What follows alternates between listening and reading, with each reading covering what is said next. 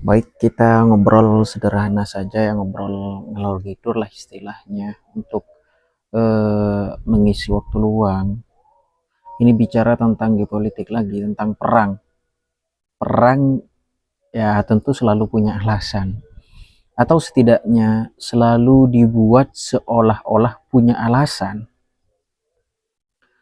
Di layar televisi misalkan, ataupun di media sosial, di pidato pemimpin, di berita internasional, perang sering dibungkus dengan narasi yang besar.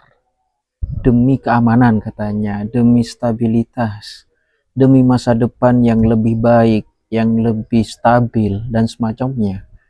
Dan tentu saja katanya demi kesejahteraan masyarakat.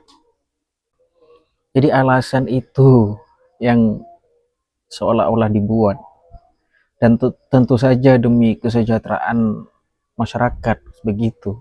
Tapi pertanyaannya menurut saya sederhana saja. Benarkah perang itu benar-benar untuk rakyat? Benarkah perang itu demi kemaslahatan masyarakat?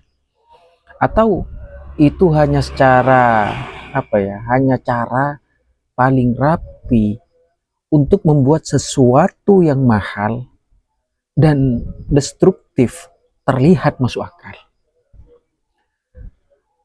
Sebenarnya sejarah memberi kita pola yang berulang. Ketika konflik besar itu terjadi, yang pertama naik bukan kesejahteraan yang dimaksud, tetapi anggaran militer yang justru naik. Negara mengalihkan sumber daya kesejahteraan itu ke senjata, ke logistik, dan operasi. Dana yang seharusnya bisa digunakan untuk pendidikan, misalkan, serta kesehatan, atau bahkan pembangunan ekonomi, berubah arah pada akhirnya setelah terjadinya perang. Dan itu bukan jumlah yang kecil, itu miliaran, triliunan bahkan. Itu ironisnya. Nah, di sisi lain, rakyat diminta memahami, diminta bersabar, diminta percaya bahwa semua ini adalah investasi untuk masa depan katanya. Nah, masalahnya sekarang, masa depan itu sering datang dengan harga yang tidak pernah dibayar oleh mereka yang membuat keputusan. Di medan perang, yang bertaruh nyawa adalah rakyat biasa. Itu kenyataannya. Di dalam negeri, yang menanggung beban ekonomi juga rakyat biasa. Harga kebutuhan naik misalkan, lapangan pekerjaan memburuk, harga kebutuhan naik, lapangan pekerjaan terganggu, distribusi barang tidak stabil, kan tidak sinyalir dengan apa yang mereka katakan untuk mensejahterakan rakyat. Semua terasa bahkan jauh dari garis konflik. Dan di desa dampaknya lebih sunyi, karena ini fokusnya ke desa ya. Ya memang tidak ada ledakan di desa, tidak ada sirene seperti yang kita dengar, tetapi tekanan itu ada, sangat terasa. Petani menghadapi harga pupuk yang naik, itu konsekuensi logisnya. Perdagangan kecil seperti toko sembako seperti saya ini menghadapi daya beli yang turun, itu terbukti sekarang. Keluarga mulai mengurangi pengeluaran. Ya memang tidak serta-merta langsung anjlok ya, semuanya perlahan. Semua tanpa headline yang besar. Di titik ini, narasi kesejahteraan rakyat yang dimaksud itu mulai terasa janggal, mulai terasa kosong. Jika perang itu, war itu benar-benar untuk kesejahteraan, kenapa rakyat justru harus bertahan lebih keras selama itu terjadi, justru rakyat yang menderita pada uh, hal itu terjadi. Ya memang jawabannya tidak hitam putih. Karena dalam beberapa kasus, konflik memang dianggap perlu untuk mempertahankan kedaulatan atau melindungi kepentingan nasional. Tapi itu tidak otomatis berarti untuk kesejahteraan rakyat. Itu bukan berarti secara otomatis kesejahteraan rakyat itu meningkat. Ya justru sebaliknya, seringkali terjadi justru ketidaksejahteraan. Perang sebenarnya adalah alat, dan seperti alat lainnya, ia bisa digunakan untuk tujuan yang berbeda. Kadang untuk bertahan, kadang untuk kepentingan strategis yang tidak selalu langsung dirasakan oleh rakyat.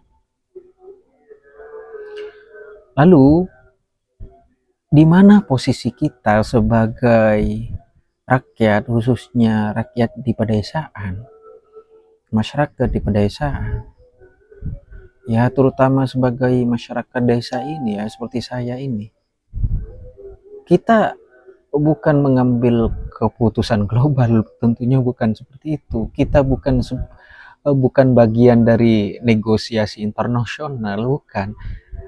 Tetapi kita bukan tidak punya peran terhadap semua itu. Justru di tengah ketidakpastian global ini, desa punya satu kekuatan yang sering diremehkan. Apa itu? Ketahanan lokal. Jadi kita kemudian berpikir, desa yang kuat itu bukan desa yang kaya karena satu komoditas saja, tetapi desa yang mampu bertahan dalam berbagai kondisi, dalam berbagai konflik, yang yang tidak panik ketika harga naik, yang tidak runtuh ketika distribusi global itu terganggu.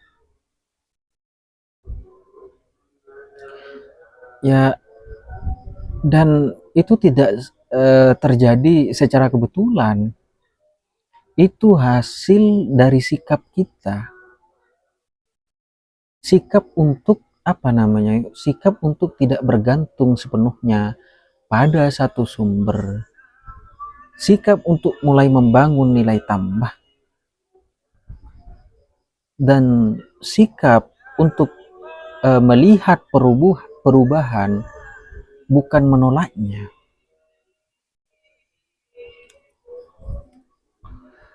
Dalam situasi global yang tidak stabil seperti saat ini, ada beberapa hal yang menjadi kunci menurut saya.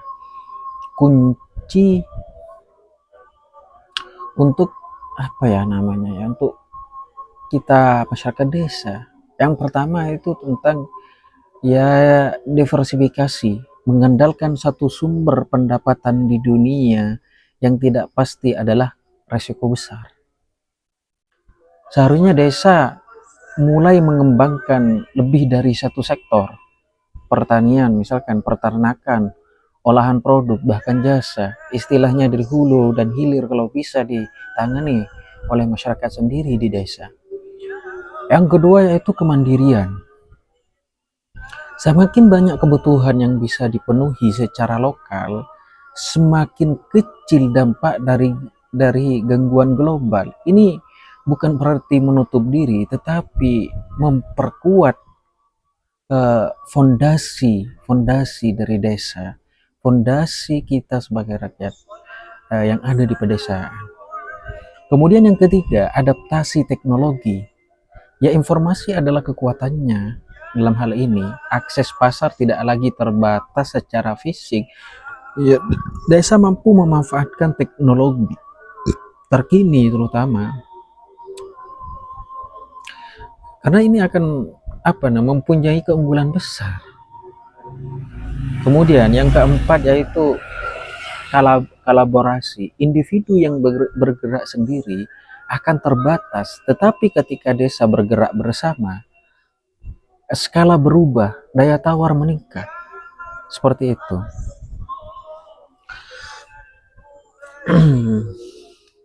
Dan yang terakhir, yang sangat penting sekali, yaitu adalah kesadaran.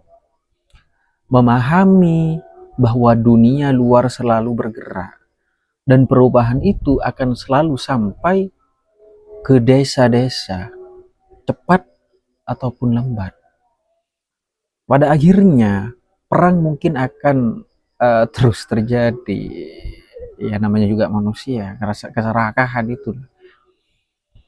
Dengan berbagai alasan, misalkan dengan berbagai narasi, misalkan kesejahteraan, ekonomi, dan semacamnya. Tapi kesejahteraan rakyat tidak pernah datang secara otomatis dari konflik. Itu adalah garis bawahnya. Kesejahteraan itu dibangun. Dibangun bagaimana? Ia dibangun secara perlahan, kemudian secara sadar. Dan bagi desa, pilihan itu selalu ada. Bisa dikatakan desa itu menjadi korban dari perubahan global. Menjadi korban saja. Nah, kita tinggal bertanya pada diri sendiri, apakah kita mau menjadi korban atau menjadi komunitas yang cukup kuat untuk tetap berdiri bahkan ketika dunia di luar, dunia internasional sedang tidak baik-baik saja. Itu sebenarnya. Desa itu memiliki potensi ketahanan pangan yang sangat besar. Ketahanan nasional terutama itu harusnya dibangun dari desa. Oke, demikian dulu untuk obrolan sederhana ini. Barangkali ini semacam renungan ya, semacam renungan bagi kita masyarakat desa yang mau belajar dan sadar, sehingga tidak jerambab dalam apa namanya kerugian besar ketika terjadi konflik-konflik seperti sekarang ini. Demikian dulu.